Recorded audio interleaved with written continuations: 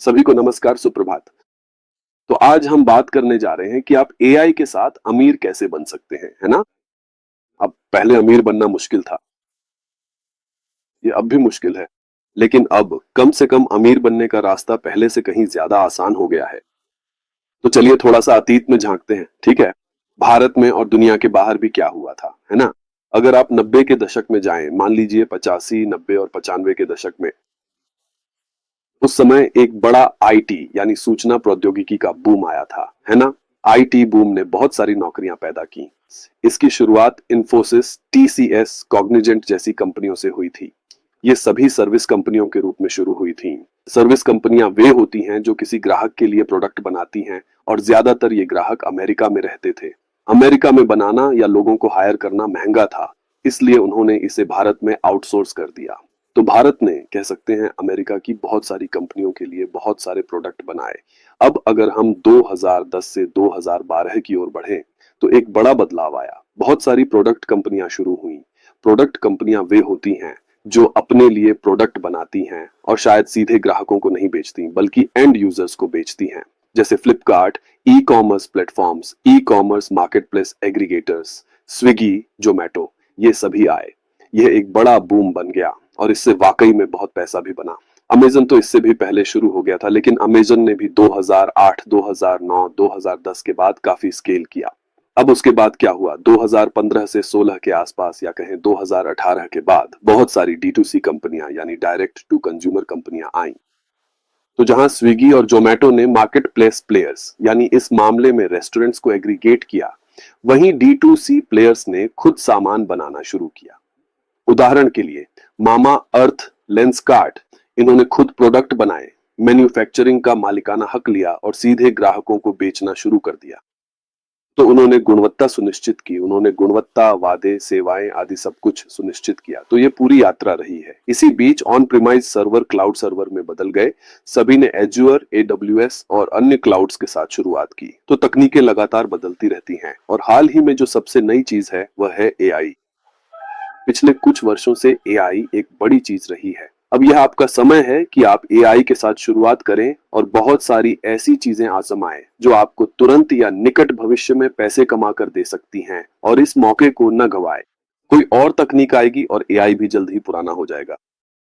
शायद एआई के अलग अलग वर्जन होंगे। इस रफ्तार को पकड़ना मुश्किल है, लेकिन अगर आप नहीं पकड़ते तो आप पीछे रह जाते हैं। आइए बात करते हैं उन टॉप 3 बिजनेस आइडियाज की जिन्हें आप बिना ज्यादा मेहनत के शुरू कर सकते हैं और उनसे पैसे कमा सकते हैं, और ये सब एआई की मदद से संभव है। ठीक है, तो चलिए शुरू करते हैं। सबसे पहला आइडिया जिसके बारे में मैं बात करूंगा वह है customer care agents. Customer care agents एक बड़ी चीज रहे हैं। अगर आप देखें, अगर आप किसी भी कंपनी को कॉल करते हैं जैसे कि अमेजन, फ्लिपकार्ट जैसी कंपनियां, फ्लिपकार्ट एक भारतीय कंपनी है तो कस्टमर केयर एजेंट्स भी भारत में ही बैठे होते हैं। अमेजन मान लीजिए या फिर कोई और कंपनी जैसे एयरबीएनबी को ले लीजिए, इन सभी कंपनियों के customer support agents Bharat, Philippines या वियतनाम जैसे कम लागत वाले देशों में बैठे होते हैं, क्योंकि वहां उन्हें कम सैलरी देनी पड़ती है ना? ये उनके लिए कम लागत वाली नौकरियां हैं। वे लोग अमेरिका या यूरोप में नहीं बैठते। अब मान लीजिए एक व्यक्ति जो 20,000 से 25,000 रुपए कमा रहा है, यही औसत अनुभव वाले कस्टमर केयर एजेंट की सैलरी होती है। ये एजेंट्स रोजाना अधिकतम 8, 9 या 10 घंटे तक काम करते हैं। आप कस्टमर केयर एजेंट्स बना सकते हैं। स्विगी ने या मान लीजिए जोमेटो या हेल्प चेयर जैसी कई कंपनियों ने ऐसे बॉट्स बनाए हैं जो सामान्य सवालों के जवाब देते हैं। सामान्य सवाल क्या होते हैं? मेरा ऑर्डर कहाँ है? आप हमेशा ऑर्डर की स्थिति चेक कर सकते हैं और ग्राहक को अपडेट कर सकते हैं। मैं ऑफर का इस्तेमाल क्यों नहीं कर सका? ये बहुत आसान है। अगर ऑफर आपके लिए लागू नहीं है तो हम उसका इस्तेमाल नहीं कर सकते। ये सामान्य जवाब है।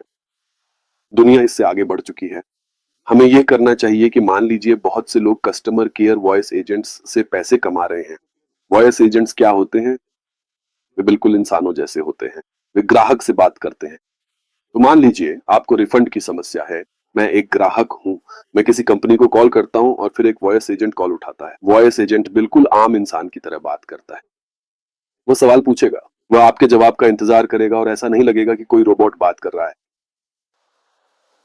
अब हर वॉइस एजेंट के लिए 25,000 की बजाय आप मान लीजिए 2,000 से 3,000 या यहाँ तक कि 5,000 भी चार्ज कर सकते हैं। तो सोचिए आप कितने पैसे कमा सकते हैं।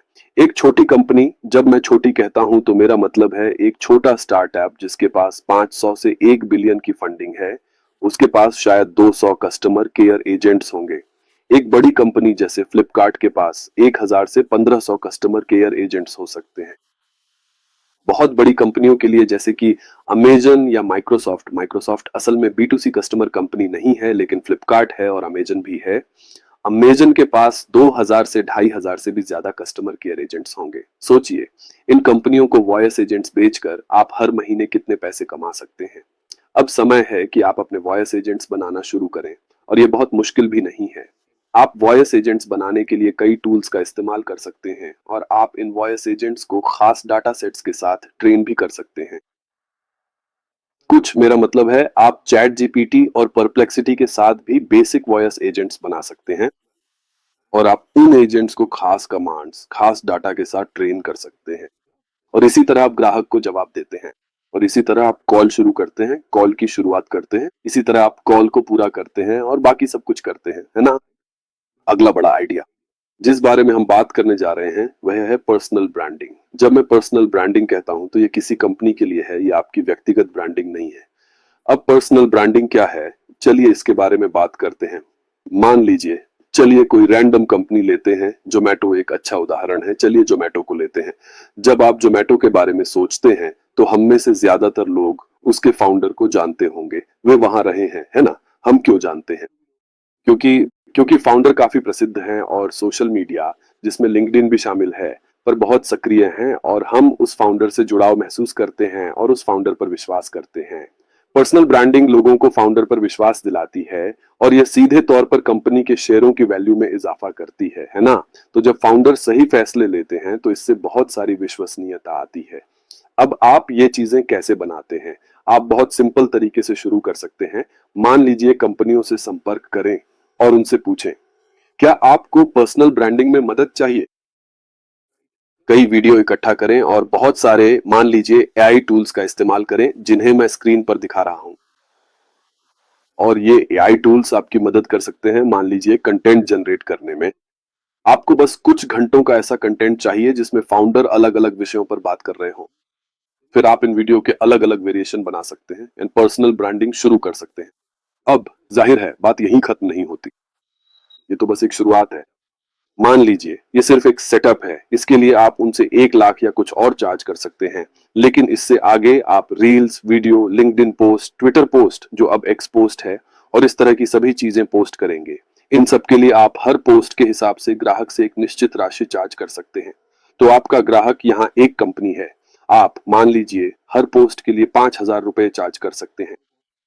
देखिए आप कितने पैसे कमा सकते हैं, और फिर आप सिर्फ एक कंपनी के साथ ही काम नहीं करेंगे बल्कि 10 कंपनियों के साथ भी काम कर सकते हैं। इसमें बहुत बड़ी संभावनाएं हैं क्योंकि ब्रांडिंग अब सिर्फ कोई सामान्य ब्रांडिंग नहीं रह गई है जैसा कि हम पहले किया करते थे। अगर आप कोक और पेप्सी का उदाहरण लें तो वे हमेशा ब्रांडिंग के लिए किसी सेलिब्रिटी से जुड़ते हैं क्योंकि वे उस सेलिब्रिटी की छवि को अपने ब्रांड के साथ जोड़ना चाहते हैं। यहाँ हम कोशिश कर रहे हैं कि फाउंडर या शीर्ष नेतृत्व की विश्वसनीयता को ब्रांड में शामिल किया जाए। ये है पर्सनल ब्रांडिंग। अब चलते हैं तीसरे बिंदु की ओर। तीसरा बिंदु है डिजिटल प्रोडक्ट्स बनाना। डिजिटल प्रोडक्ट्स क्या हैं? कोई भी ऐसी चीज जिसे आप डिजिटल रूप से बेच सकते हैं, जैसे कि सिंपल वेबसाइट्स। अगर आपके पास कोई आइडिया है तो एक वेबसाइट बनाइए और बेचना शुरू कीजिए। अगर आप, मान लीजिए, चीन से छोटी छोटी चीजें मंगवाना चाहते हैं तो उन्हें बेचना शुरू कीजिए। अपनी वेबसाइट बनाइए, उसमें लिस्ट कीजिए और बेचना शुरू कर दीजिए। और आप वेबसाइट बनाने के लिए कई एआई टूल्स का इस्तेमाल कर सकते हैं। हमने पहले भी परप्लेक्सिटी लैब्स का इस्तेमाल कर वेबसाइट बनाने की बात की थी। आप गैमा का भी इस्तेमाल कर सकते हैं। गैमा आपके लिए डिजाइन्स जनरेट करेगा और आपको कॉपी के सटीक डिटेल्स भी देगा, यानी कि जो इंग्लिश आप डिजाइन्स में लिख रहे हैं उसकी भी मदद करेगा। ये आपको एंड टू एंड वेबसाइट बनाने में सहायता करेगा। वेबसाइट एक उदाहरण है, आप और भी कई तरह के प्रोडक्ट्स बना सकते हैं। उदाहरण के लिए मान लीजिए मार्केटिंग कैंपेन मैनेजर्स। अगर आप किसी भी कंपनी को देखें, चाहे वह स्टार्टअप हो या बड़ी कंपनी, वे हमेशा मार्केटिंग कैंपेन चलाते रहते हैं। हर दिन वे कैंपेन चलाते हैं और उनके कुछ टारगेट्स होते हैं जिन्हें उन्हें हासिल करना होता है। इतने ग्राहकों को हासिल करने के टारगेट्स, इतने ग्राहकों को बनाए रखने के टारगेट्स होते हैं। अब इन सब के लिए जब आप मार्केटिंग कैंपेन चलाते हैं तो ये कैंपेन इंसान चलाते हैं जो वहां बैठकर कई तरह के डेटा को देखते हैं। वे क्या कर रहे होते हैं? वे ग्राहक डेटा देखते हैं, सेल्स डेटा देखते हैं, टारगेट डेटा देखते हैं, उस दिन का बजट देखते हैं और फिर कैंपेन चलाते हैं। हमारा एआई एजेंट ये सब पूरी तरह से कर सकता है। और आप इन एआई एजेंट्स को, जो कि एआई आधारित मार्केटिंग कैंपेन मैनेजमेंट सॉफ्टवेयर हैं, कंपनियों को बेचकर उतना ही चार्ज कर सकते हैं जितना एक कर्मचारी की लागत होती है। तो ये एक और डिजिटल प्रोडक्ट है। तीसरे डिजिटल प्रोडक्ट की बात करें तो चलिए वर्क फ्लो मैनेजर्स के बारे में बात करते हैं। अब वर्क फ्लो मैनेजर्स की जरूरत होती है आपके कस्टमर सपोर्ट एग्जीक्यूटिव्स की ट्रेनिंग, सेल्स ऑपरेशंस की ट्रेनिंग, ऑन ग्राउंड ऑपरेशंस की ट्रेनिंग, या आपके सेल्स प्री सेल्स प्रोसीजर्स को ऑटोमेट करने के लिए। जैसे कि आप कस्टमर क्लाइंट को डेमो दिखाते हैं, फिर जानकारी इकट्ठा करते हैं, फिर लागत पर नेगोशिएट करते हैं। बहुत सारी चीजें वर्क फ्लो मैनेजर से ऑटोमेट की जा सकती है। तो अगर आप वर्क फ्लो मैनेजर्स बनाते हैं और उसे इस तरह से कॉन्फ़िगर करते हैं कि आप sales, customer support, operations, on ground operations, finance के लिए कॉन्फ़िगर कर सकें, तो ये बेहतरीन प्रोडक्ट्स हैं। उदाहरण के लिए एक कंपनी है रैको। रैको को स्ट्राइप ने एक्वायर कर लिया। स्ट्राइप एक ग्लोबल कंपनी है जो फाइनेंशियल रिकॉन्सिलिएशन भी करती है। फाइनेंशियल रिकॉन्सिलिएशन क्या है? आपने अपने सप्लायर्स या कस्टमर्स को एक्स अमाउंट दिया, अब क्या आपने वाकई में उतना ही पे किया जितना करना था, या आपने उतना ही कलेक्ट किया जितना कलेक्ट करना था? तो आपने ट्रांजैक्शन किया, कस्टमर ये, आपका सप्लायर इंतजार नहीं करेगा, आपको सप्लायर को $20,000 देने हैं। सही है, आपने सप्लायर को $20,000 दिए। क्या वाकई में ये $20,000 ही है? क्या हमने भूलवश या किसी सिस्टम की वजह से कुछ चार्जेस काटना मिस कर दिया? क्या हमने ज्यादा पे कर दिया? क्या हमने कम पे कर दिया? ये सब फाइनेंशियल रिकॉन्सिलिएशन है। ये क्या है? ये तो एक सिंपल वर्क फ्लो है। एआई ये कर सकता है। हाँ, तो ये सब आज ही शुरू करें। किसी एक आइडिया को चुनें, उसमें गहराई से जाएं, उसे बनाएं। आपको एमबीए डिग्री की जरूरत नहीं है, आपको इंजीनियरिंग डिग्री की जरूरत नहीं है। आप एक कॉलेज के छात्र हो सकते हैं। इसे बनाएं, अपनी उपस्थिति दर्ज कराएं। या तो आप सफल होंगे और पैसे कमाएंगे, या आप सीखेंगे और अगला आइडिया लेकर आएंगे। देखने के लिए धन्यवाद, शुक्रिया।